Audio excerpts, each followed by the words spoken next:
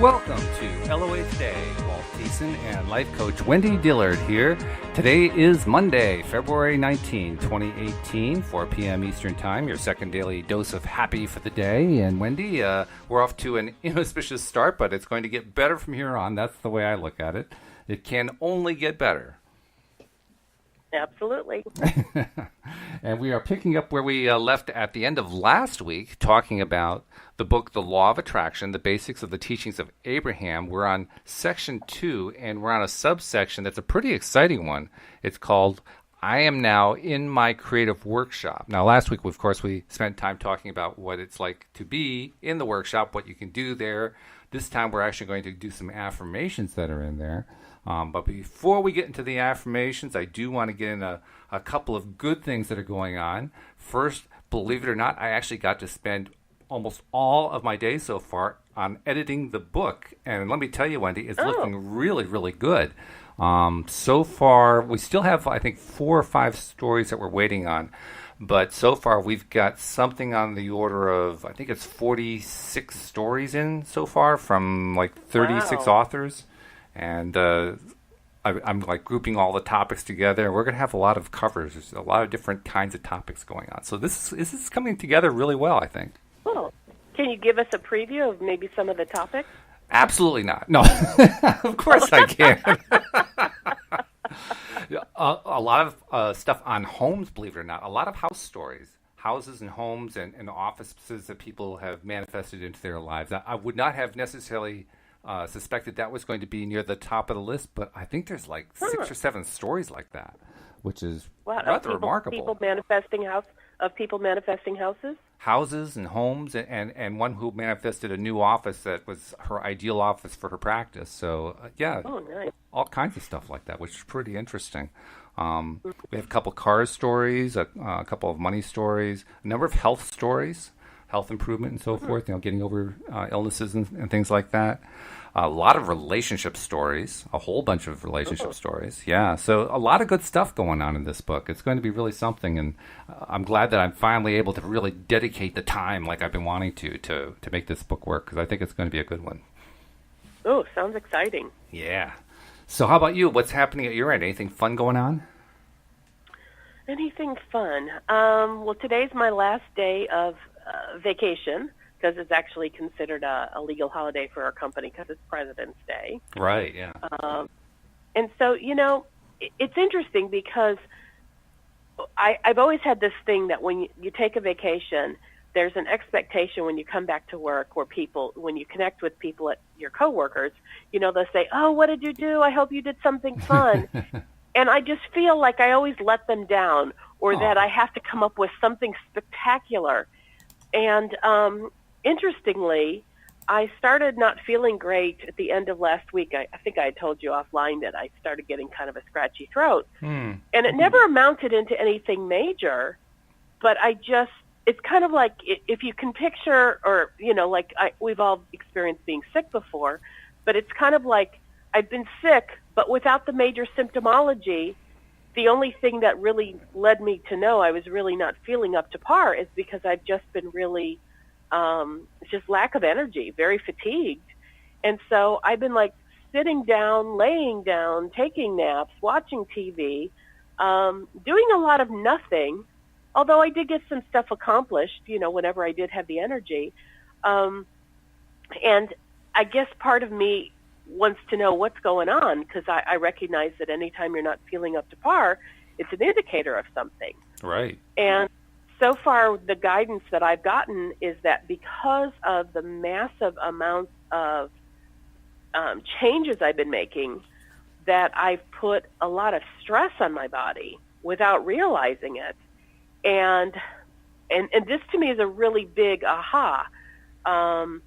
Because mid last week, I was starting to understand that I was letting go. I remember telling you that, I just had this incredible feeling of letting go. And it's not like I did it. It's like somehow this feeling just was upon me.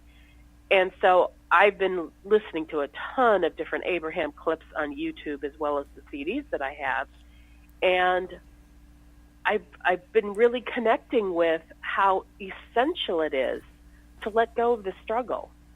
And Yes. I got to tell you, Walt, I would not have thought that as I've been working on my Project X, my experiment of testing the law of attraction and my ability to deliberately create, I never would have thought that I was putting so much stress on myself. But as you have noted in other times, I am really big time persevering. I mean, Oh, I yes. persevere, I push, and it's like that efforting comes so natural to me, but not natural in a good way. I mean, like, it comes so natural, I don't even know I'm doing it. And what I'm recognizing now is I have let go. I've let go of Project X, not in that I'm giving up on it. Heavens no. I totally am focused on Project X. But I've let go of the struggle, trying to figure out how to make it happen and what to do next. And I'm sensing that the residual of finally letting go of the struggle, I'm not in that push, push, push mode. And so my body has had the ability to just kind of release all that effort, all that struggle. And now it's like what I'm recognizing is my body is needing to recuperate from all the stress I put on myself. Again, completely unaware of it because it had come so natural to me that I didn't even know that I was doing it until now I'm not doing it. And I'm like, wow, I really wore myself to a frazzle. So Good that's for you kind on of how letting go. Yeah, but I heard Abraham say something about, it's important to let go, and they specifically said not to let go of your desire, and we already have your desire noted, but let go of this struggle because we got it. It's like we're orchestrating things on your behalf. You gave us what you wanted. That was the step one, asking for what you want. Right. And now we take it from here. You just stay in the receptive mode and receive our impulses. And, like if there's an impulse to do something, you'll know. And it's kind of been a huge eye-opener to me, how much efforting, how much struggle, where I wouldn't have even called it struggle, but how much of that I have put in to everything that I've ever wanted. And I'm recognizing there's an easier, gentler way of going about manifesting something, and I wasn't aware of it until, I'm kind of flat on my back going, wow, what's up? I have no energy. And my body is saying, oh, let us just recoup. You have just worn us the hell out.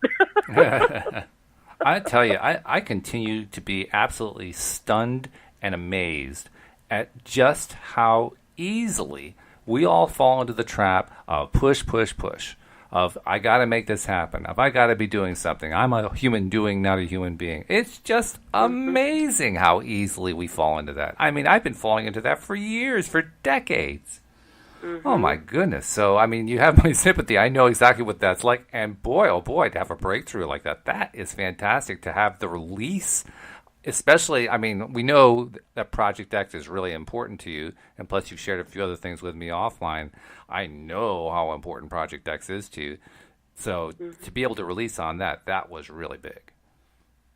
It is a big deal, and I feel like overall it's an even bigger deal because I really understand it and know what it feels like to let go, and I know what it feels like to effort now. So it's like I have my own internal markers. So if I'm efforting, I'll know it, and if I'm letting go. Do you feel like you'll actually know how to do it next time easier? Next time that you notice that you're efforting, you'll be able to more easily just let go? Yes, because I know what it looks like. Okay. I know what it feels like, and that's the point I'm making. It's like because efforting was something I did so naturally, I didn't really recognize it or acknowledge it because I wasn't really even aware I was doing it. But through this process in last week, I now know what it feels like to effort. But I definitely know what it feels like to let go. Yeah. And to, I guess I'll say to have faith. It's like I have such incredible trust that the universe is working on my behalf that it's okay for me to let go. And I guess that's the biggest component is in the past, what I didn't know was my efforting was actually my way of saying, universe, I don't really trust you completely yet. So I know I need to do something because you may not have it all down. I know that feeling real well. I'm an expert at that one. So that to me is probably the biggest thing that came behind this shift, is recognizing, oh, wow, my need to control and effort was my way of saying, universe, I don't really trust you. I don't really trust you. And, I typed something up for just such a reason, in case this came to an appropriate place, and I think it does. This is something that was on one of my CDs. It was from the San Diego August 19th workshop. It's the last track. And I read it, or actually I heard it, and it was so profound to me that I recorded it and then typed it up. And I'm going to read it, if you don't mind, because Sure. I think it's really big, and it really punctuates what I've been experiencing.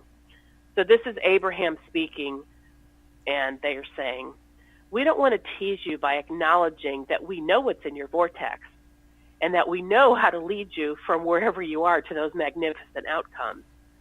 But we know where you stand in relationship to everything you want. And so it's not a tease. It's more like a fulfilling of a long-held agreement. You said, I'll go into my body. But good, we won't. And you said, I'll be on the leading edge. And we said, that's nice. We'll hold back where we can maintain vibration. And you said, I'll explore contrast. And we said, we really appreciate you doing that. It would benefit all of us. And you said, I'll find new. And we said, good, because the expansion of the universe depends upon it. And you said, I'll keep finding it. And we said, good, because that's what puts the eternalness in eternity. And you said, and I'll find new. And we said, we know. That's why you're going. And then we said, when you find the new, we'll shine a light on it so that you can find it too. Because when you find new, you're going to find it first by looking at what isn't wanted. And you're going to launch a rocket of desire that isn't going to be natural, because your vibration of sameness is what's natural. The new rocket of desire is new. And it's not easy for you to hold the new rocket of desire, because what caused you to launch it is more dominant in your vibration. So we said, once you launch the rocket, we'll give our undivided attention to the new that you have caused. And you said, I'll listen for you. And we said, we'll never stop broadcasting. And you said, I'll listen closely. And we said, we'll be loud and steady. And you said, I'll quiet my mind so that I can hear you. And we said, good. Very nice. That was the piece that showed me that I can trust the universe, because they will never stop broadcasting their signal of what I need to know. And honestly, I feel very choked up even saying this right now. It's like that was a piece that was so missing for me. It's like it allowed me to feel so loved and cared for, knowing that my inner being, also known by other names such as source energy or higher self or Holy Spirit or God, but I just never realized to what extent I was not allowing myself to recognize and know that I am so loved and so cared for by my inner being, that my inner being will never stop sharing with me what it is that I need to know. I'm not alone on this planet. I'm not just wandering about aimlessly. It's like I have an inner compass, and it's my job to quiet myself so I can hear. Because the broadcast signal of what I need to know is always being sent to me.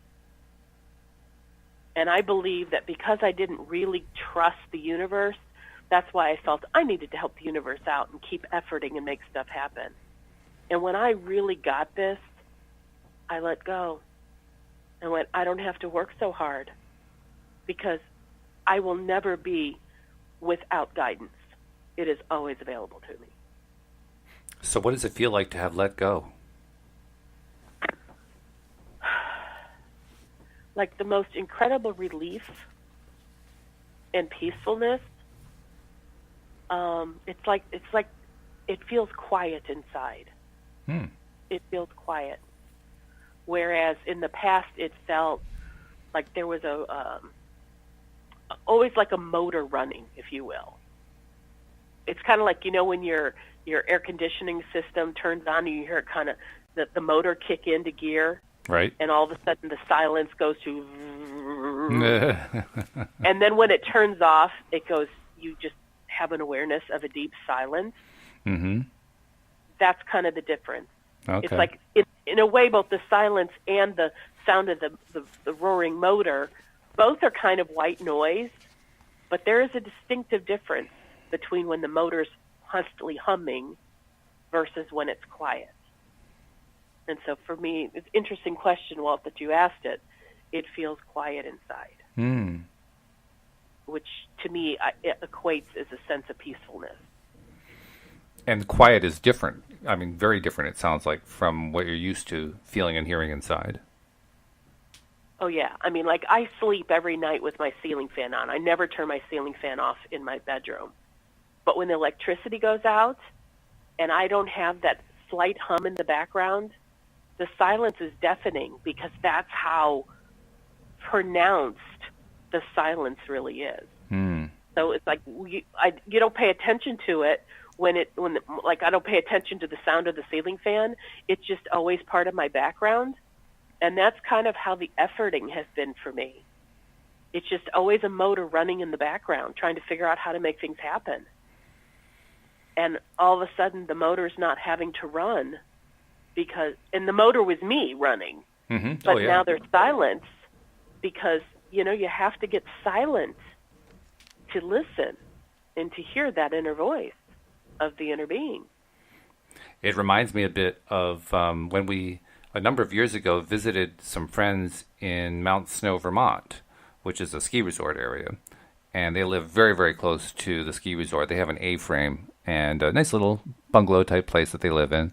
They live there, year-round, so it's not like they're just there for skiing or anything like that. They make their lives there. But we went up to stay with them, and we stayed in their guest room, which is a windowless room downstairs, actually in the basement area. And it has no window, and it has no audible connection to the rest of the house. It's like you don't hear anything down there. And when we spent the night there, we were kind of stunned by the fact that our senses were cut off. It was absolutely pitch black. You could not see the hand in front of your face at night when we were in bed. Wow.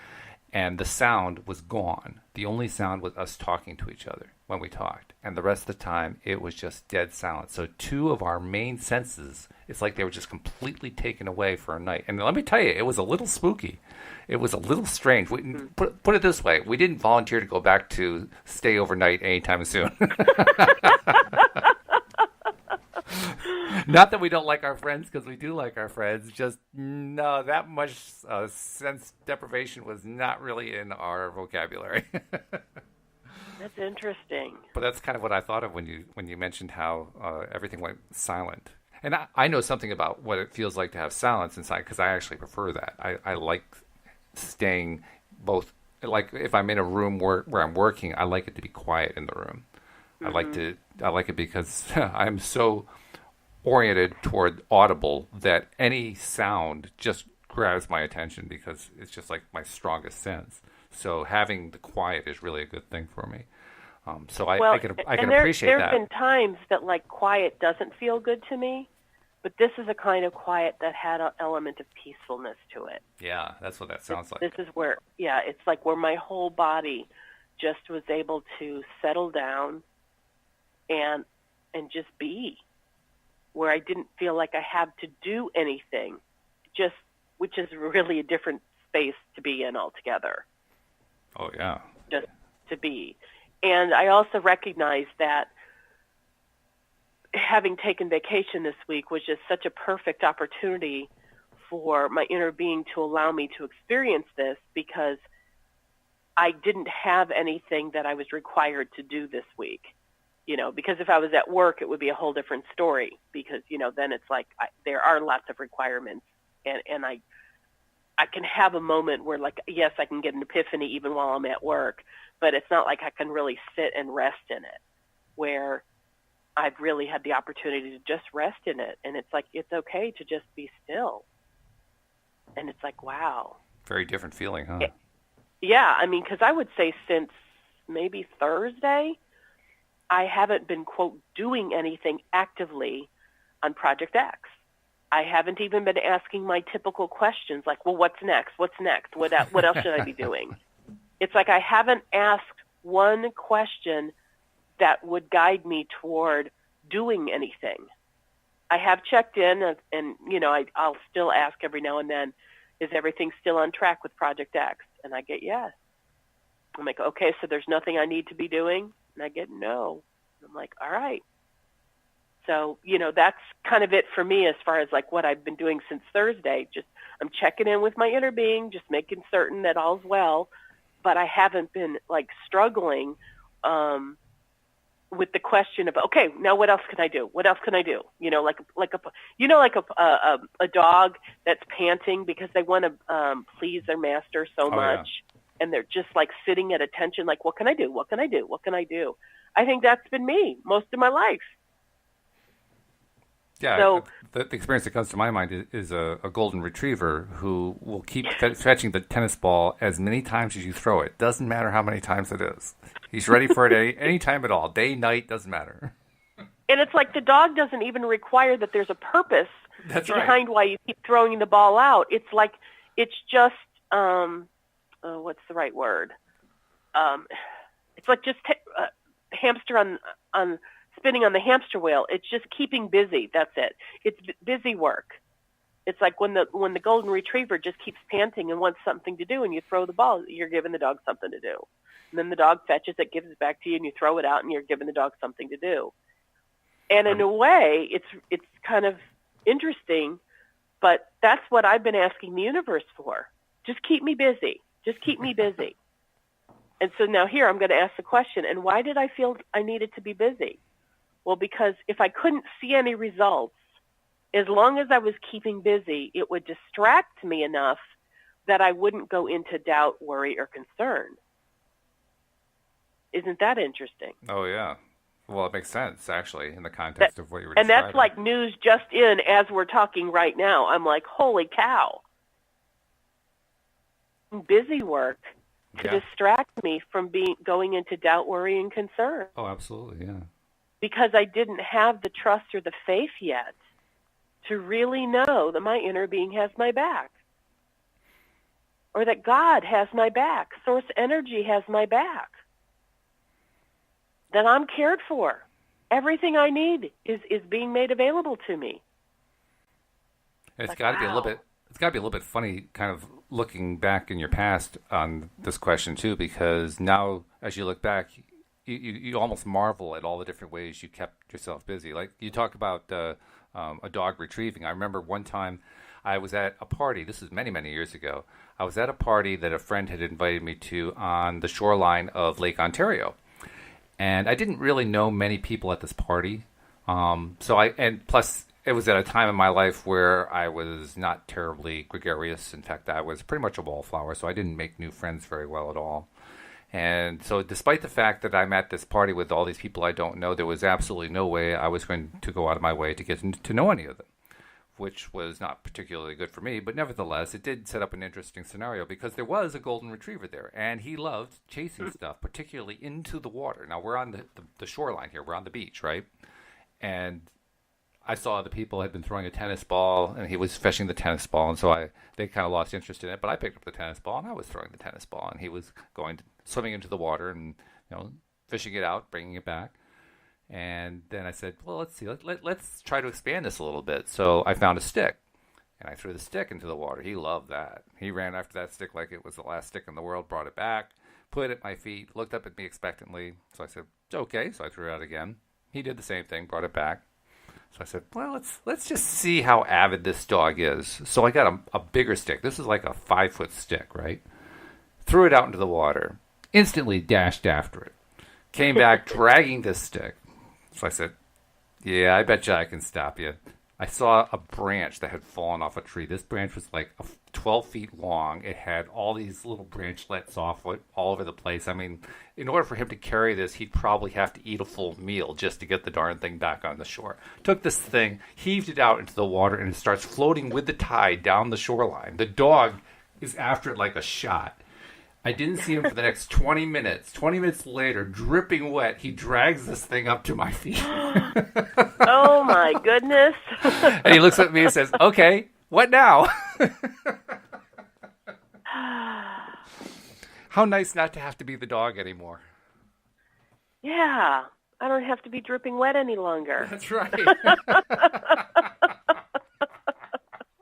And for what?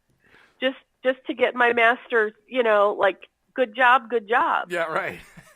But, I wasn't doing it for, well, you know what? Maybe I was. Maybe I was doing it for myself.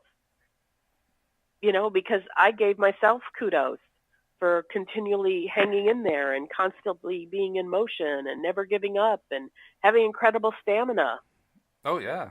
I'm sure that's what was going on with the dog. The dog, I mean, he was pleased as punch that he brought that huge 12-foot branch back. I mean, he was the proudest animal on the entire beach, let me tell you. Mm-hmm. So, same kind of thing for sure. So, if anybody asks me tomorrow, what did I do on my vacation and how was it? I'll say it was magnificent. It was the most pleasant time of self-reflection and personal breakthrough and epiphanies than I could have ever experienced if I had been working. Like, what a wonderful time to be with myself. It just occurred to me, too. I mean, you actually did what the word says to do. You vacated. You vacated that old habit. You left it behind. Yeah. That's pretty cool. And it's been such a profound thing for me.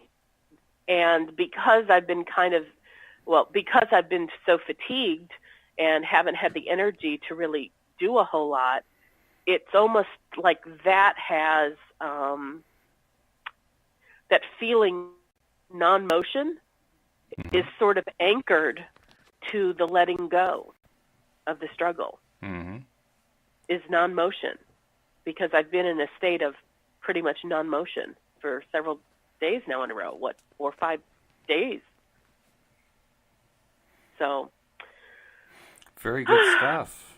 You were definitely in your creative workshop. I mean, that's what the subsection of the chapter is that we're supposed to be talking about today, but we're talking about it. You were in your creative workshop. You were doing your stuff. I mean, that piece that you read, that you picked up from Abraham, that gave you an understanding of what it was that you were dropping the burden on and leaving it behind, saying, no, I'm not going to do that anymore. I'm not going to be doing in order to please somebody else. I'm letting that go. And in doing that letting go, I'm actually going to also let go of trying to manage Project X. I'm going to let go of trying to, manage the universe.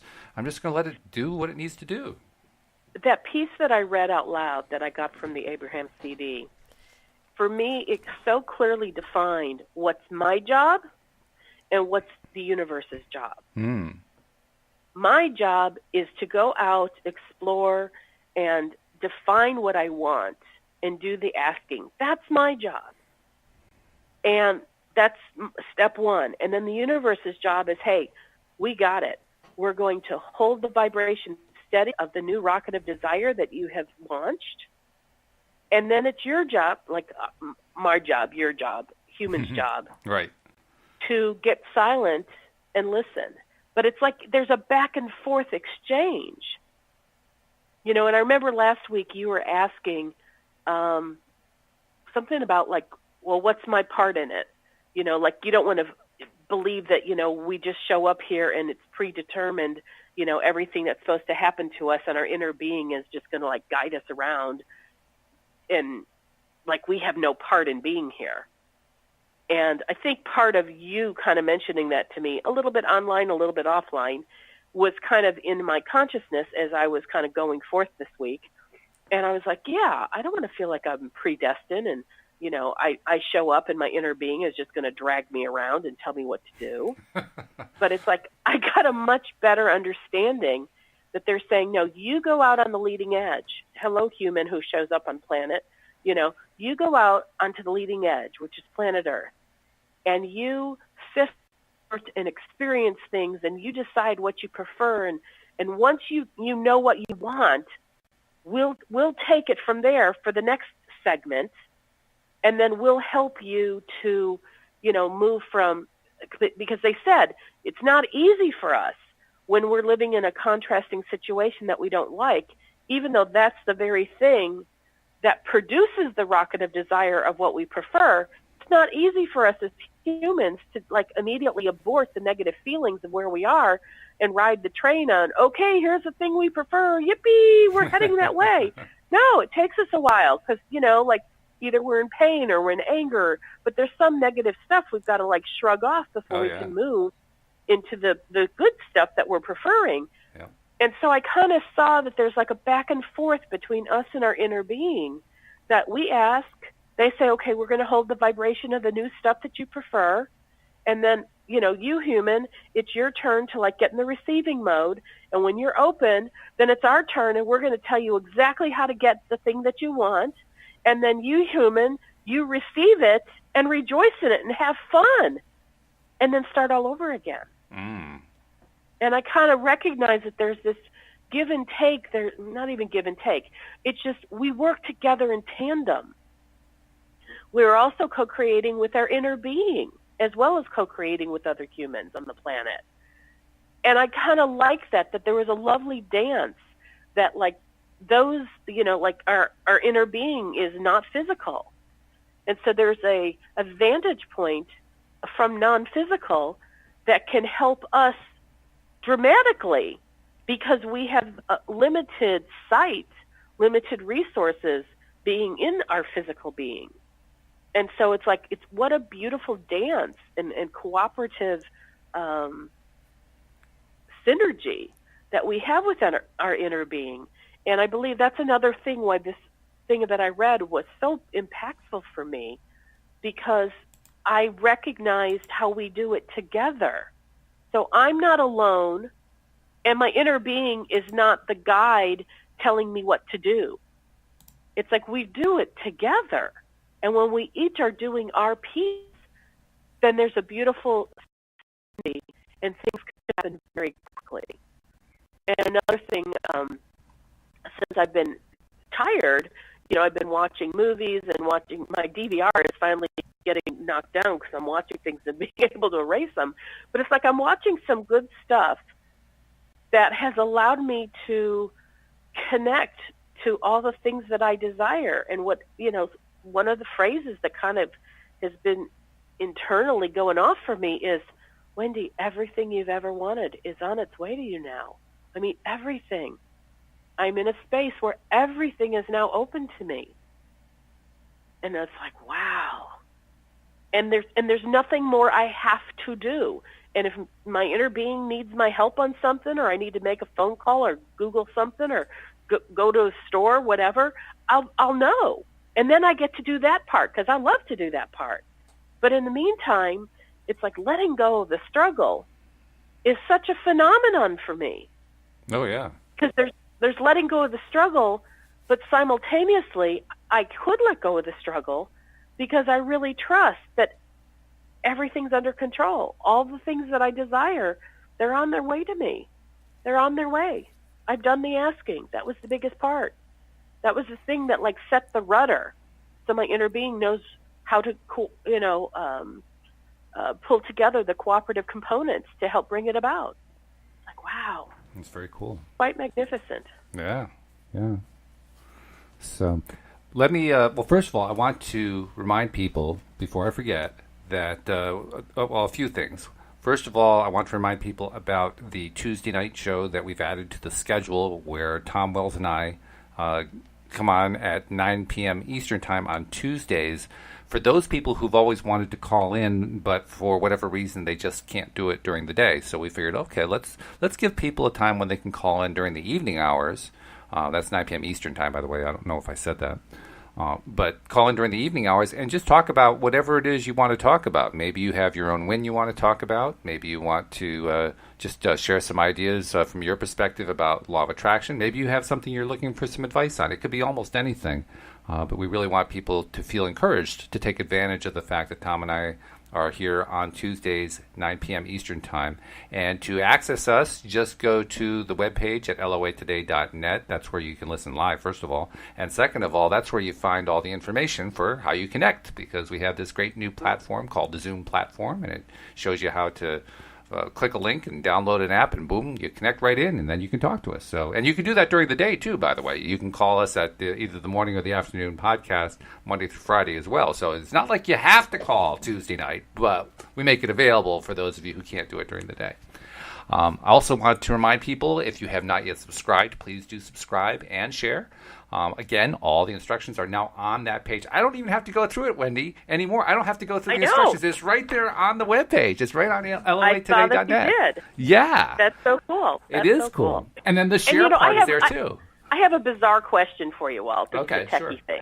Okay. I know one of the things I've heard you say many times, and one of the things that's on the loatoday.net says, if you don't have an iPhone, well, if you have an iPhone, go to iTunes.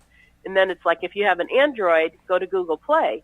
But you say, if you have an Android, such as an LG or a Motorola, a Nokia, blah, blah, blah, I've always wondered why you name all those different brands. Are those different from Android, or are those types of Android? They are all phones that use the Android operating system, but they are also among the most popular phones in the world. So I believe the most popular one, besides an iPhone, would be the Samsung. And then a close second, I believe, is the Motorola. So I just list the ones that are the really popular brand names. Okay, that always confused me, because to me, I always thought it's either you have an iPhone or you have an Android. And when you threw in all those other things, it made me think like there were other possibilities. No. So. I threw it in mainly because a lot of people who have Android phones don't realize what an Android phone is, which is interesting. Okay. I didn't realize that until I got to know a couple of people who did have them. And when I asked them, well, do you have an iPhone or Android, they had to stop and think, and they said, well, I guess it's an Android. I said, well, what's the model? Oh, it's a Samsung. Oh, well, then you have an Android phone. Okay, well, that answers that curiosity. Thank you. Yeah, that's exactly why I do it. Well, that's part of the fun of technology, right? Because everybody has different levels of technological expertise or fear, depending on which end of the stick you have. And we're trying to accommodate everybody because we don't want you to have to be technically savvy in order to listen to the podcast. So try to explain it every way we can. Cool. Yeah. So anyway, let's get to the chapter, which we are now 38 minutes into the broadcast. We should probably get to the chapter, even though we've been talking about it all along. But no, I just want to make sure we do it because this is a nice long thing, kind of like what you read from the CD, from the DVD that you found. But this is a nice long thing of things to talk about and things to say to yourself when you're doing your creative workshop by yourself. So I'm going to just... And if you don't know what a creative workshop is... let's review that. We talked about it last week. You can listen to our show from Friday, which was the one right on.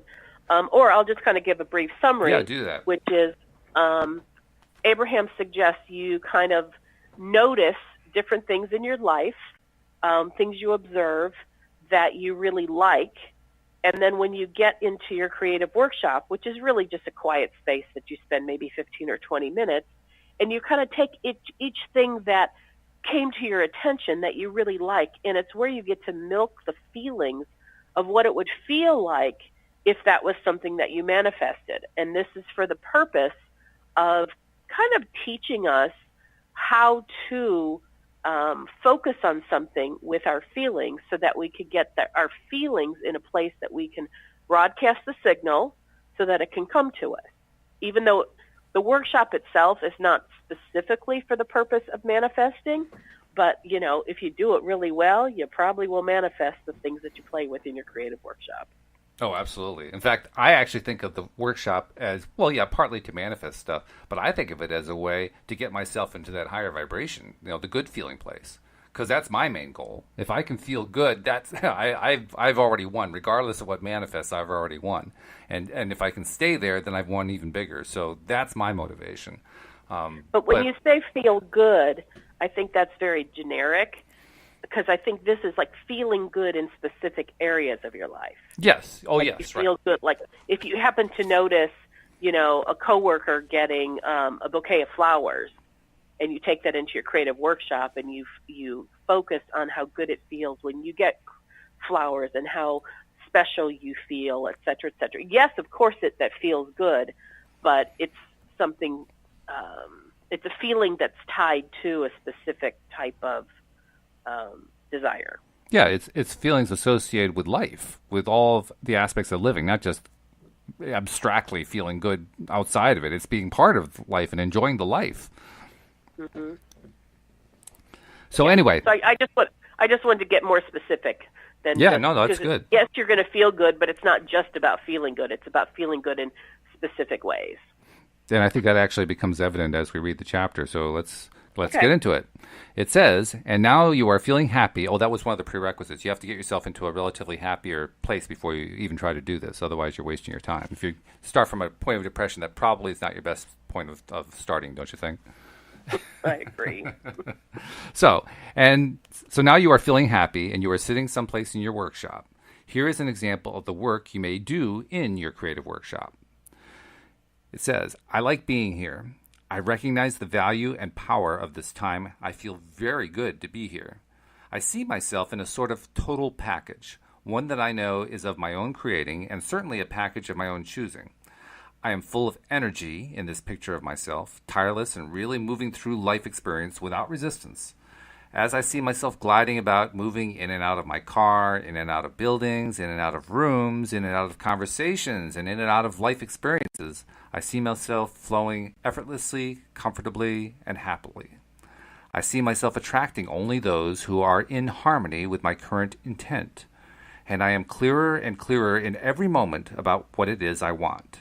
When I get into my automobile and I am moving to a place, I see myself arriving healthy and refreshed and on time, and prepared for whatever it is that I'm about to do there.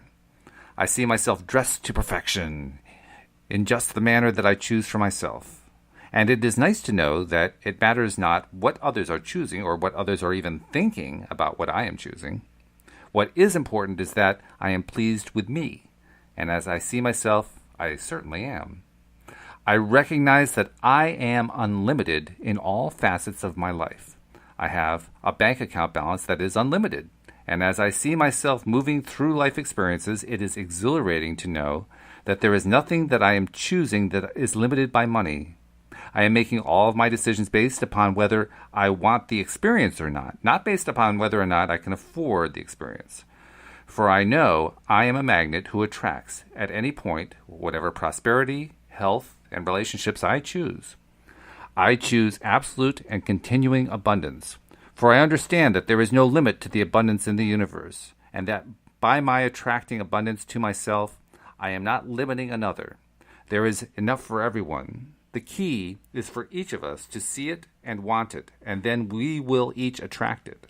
And so I have chosen unlimited, not necessarily putting a big stash away, for I understand that I have the power to attract it as I want it for whatever I want it for.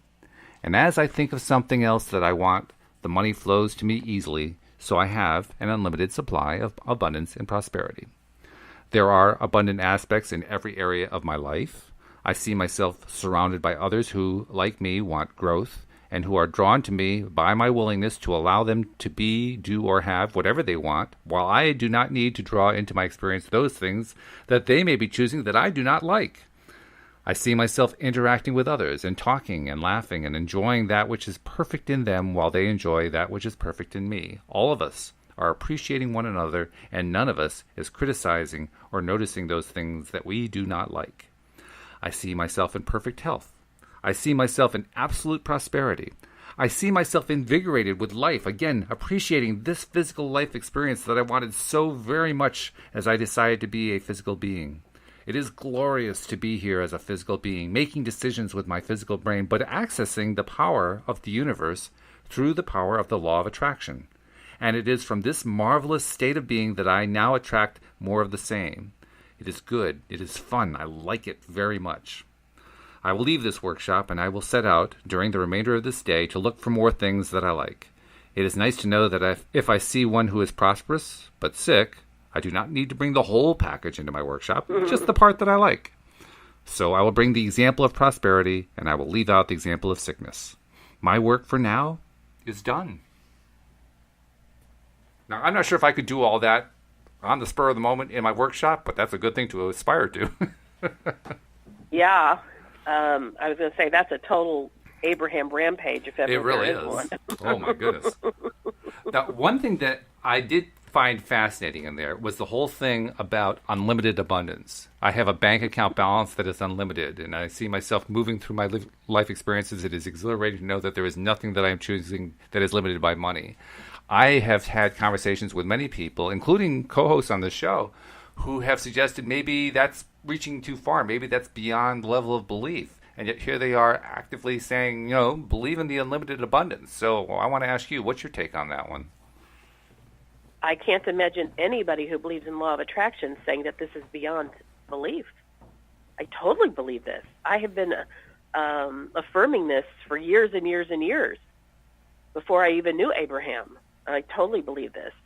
And even though I don't, like my bank account, well, let me say it this way. Financially, I'm not like a billionaire, but I feel as though I am. I mean, I feel the abundance and the prosperity and the financial wealth of someone who is a billionaire.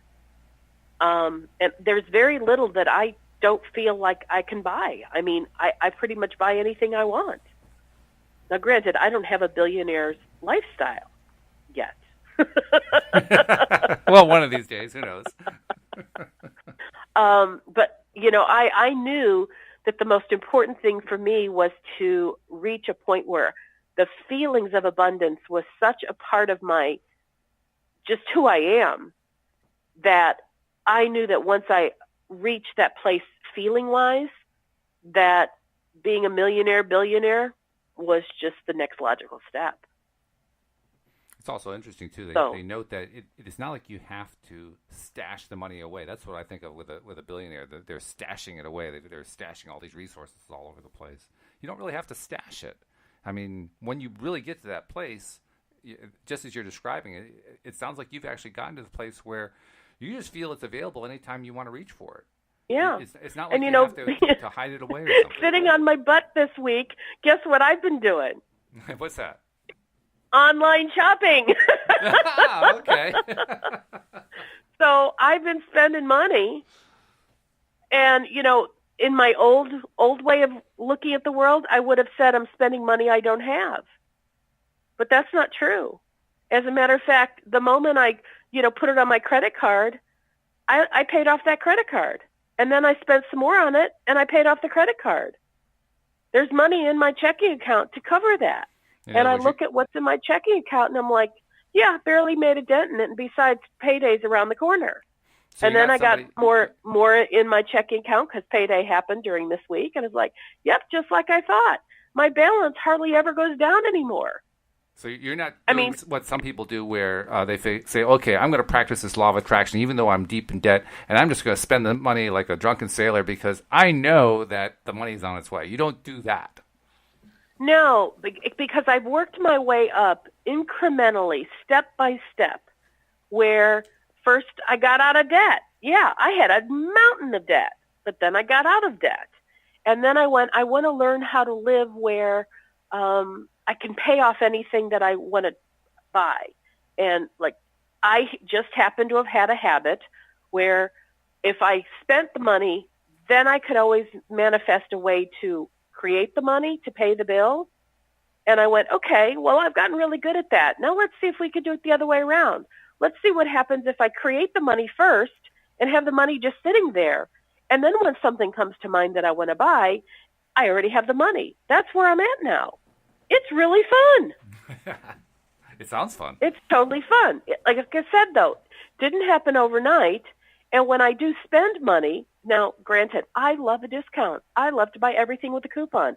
I never hit place order until I've shopped to see if there are coupons available, because that's just part of the excitement for me. But You sound like my wife. I mean, there was kind of a big purchase. It was a coffee table that I'd been looking for a really long time, like over a year. And finally, I gave up because I just couldn't find what I wanted. And although I had found something I wanted before, but it was out of stock, well, all of a sudden it's back in stock. And I even saw reviews where people were saying how it had been out of stock for months and months and months. And I'm like, oh, it's back in stock. I'm like, I don't know if I want to spend the money. I really like having a big cushion in my checking account. But every time I would look at my current coffee table and I had the catalog out with the coffee table I wanted, for the last couple of days, I just kept getting this impulse, like, yeah, go ahead and buy it. Go ahead and buy it. Go ahead and buy it. And I'm like, okay, that's a big chunk of change. And then it was like I hit place order, and I had just such a sense of peacefulness and calm, like it's the right thing to do. So in answer to your question, I'm still using my inner guidance to let me know whether a purchase is a good thing for me. Where when I was in debt and I got the impulse to buy, most of the time the impulse was an addictive feeling, and there was a racing feeling, and it was a distraction from my debt. Because if I bought something, temporarily it made me feel not so broke. Because when you spend money, you feel kind of abundant. Which but is you know what? way of saying it, because you felt not so broke. So it was still the lack end of the stick. It was just a little bit less lack. Yeah, until all of a sudden then the bill came, and it was right. Oh, crap, how am I going to pay this? Then it's more lack. All along, I've been paying attention to what my inner signals are. And so in a way, and this might sound funny, I felt like my inner being was prodding me and almost begging me, go ahead and buy the coffee table, gosh darn it. You're ready. You have the money. And I'm like, yeah, but I don't know if I want to, I just didn't want my balance to come down. And then I was shown, well, you're going to get a bonus. My bonus is at the end of February. I'm like, oh, okay. So I just pre-spent my bonus. Okay. But yet I already had the money in my checking account. So it was kind of like, okay, all right, it works for me. But bottom line, I'm paying attention to my inner guidance signals. It's okay to buy this. I wasn't being an anorexic spender. No need to go there. And I have finally gotten myself to a point. I have money in the bank. That's where I am right now, and it's like, what a great feeling. Yeah, so that is good. I don't know. You were talking about how maybe some of the co-hosts weren't so sure about which part of this? Well, Joel, for instance, has talked about how he will counsel a client, and one of his favorite stories is the client who was a salesperson. I think he was making $60,000, and he was despondent because there were others in the office who were making twice as much as he was. And Joel asked him, well, how much would you like to make? He said, $250,000. And Joel said, well, how firmly do you believe in that? And the guy kind of waffled, and he said, well, let's go for it an increment at a time. Let's go for $70,000. Then they made $70,000. Let's go for $80,000. Then they made $80,000. Let's go for $90,000, and they made $90,000. He finally got up to like $110,000 within a year. Cool. So that's the case where Joel would have said that it was too much to aim for the really big figure, and certainly to aim for unlimited. But because he couldn't believe it, he had to be able to believe it. If the client could believe it, then it's fine. But if he couldn't believe it, then it was kind of pointless to aim at it. And I have asked for things like that, such as I want to be able to believe in any amount of money. I want to be at the point where I can believe in 100,000 or $250,000 or $1 million or $1 billion. I want to be at the point where I can believe in that. So whatever is required for me to get to that point, that's where I want to go. And, incrementally, just like the guy who went from 60 to 70 to 80 to blah, blah, blah, that's what I've done. Yes, I've done it in how much I really make, but I've done it in how I feel. And the feeling always came first. That's the key, isn't it? The feeling has to come first. Mm-hmm. Because if it doesn't come first, it ain't going to happen. That's what I've learned. I've learned the hard way, many ways over the years. I am the expert of all the hard ways to go. If you have any questions about how to go the hard way, I'm your guy. Well, and here's the good news about doing it the hard way. When you've done it the hard way, every single time you did it the hard way, you added to your vortex of reality. You added to your vortex of what you prefer. Every single time you beat your head against the wall in the same area over and over, you've asked for it again, and you've asked for it again, and you've asked for it again. And I'll tell you why that to me is exciting. Because I've got a couple areas of my life where I have beaten my head to a bloody pulp. I've asked so many times through the contrast of living of life. And now I'm not beating my head against the rock anymore. I'm kind of in a neutral place about in that same area, the area where I was asking, feeling desperate. And I'm like, what I do know is that for all the askings and all the intensity of the pain and negativity and what I felt suffering and even despair that I felt in this area of life, on the polar opposite is what's coming to me. My asking has not gone on for nothing. It's not like the person who asks one time and doesn't care that much and they receive, and it's like, yeah, it's nice that they received, but the meaning is not nearly as great. But it's like when you've asked a lot and it has a lot of meaning to you, because that's why it felt so bad, because that was, you wanted it so desperately. It's like by the time it shows up, when it shows up, it is so much bigger, grander, and more magnificent than you could have ever imagined.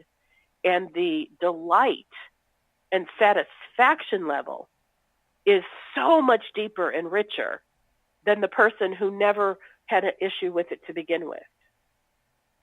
So what you're saying is I have something really to look forward to here. Absolutely, that's what I'm saying. Cool. And so if you never struggled in whatever area you're thinking of, then the fulfillment of it would just be like, yeah, that's nice.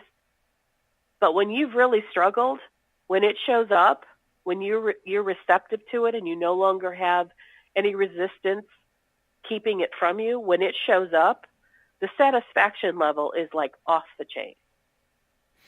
Well, I can hardly wait then. And I think there's a good chance it's coming soon. I totally believe that. I really think it is. I don't always allow myself to believe that, but especially when we're doing the podcast, I really believe it. That's when I feel it the best. And like right now, I'm feeling it a lot. And I think it's actually going to start with this book that's coming out soon. By the way, I want to remind people, you want to make sure you're subscribed, because only people who are subscribed are going to be keeping up with the shows, and the people who keep up with the shows are the ones going to know how to get a free copy of that ebook. So just a little word to the wise there.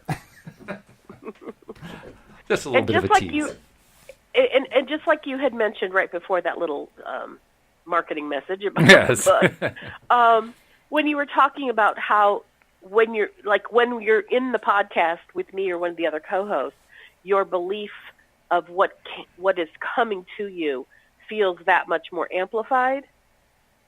To me, I totally have the same experience, and I'm really hoping that our listeners can put themselves in their own position of feeling the amplification that the show can bring to them too.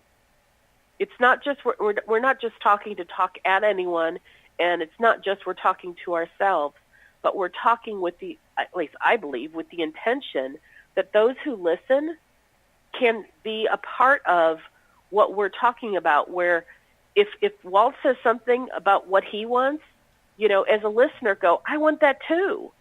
If you like what I'm doing in my life and the manifestations I'm creating, I want to be like that too. I want some of that. How do I get that? And just joining your energies to what we're talking about amplifies it so that it does start moving in the direction of you getting to receive it as well. And we're going to have to leave it there because we're out of time. But this has been great, Wendy, and I'm looking forward to doing it again tomorrow. I'm going to be here. Let's do it again. I'm going to be here as well, and we'll hope that we'll see you all tomorrow as well here on LOA Today. Goodbye, everybody. Bye-bye now.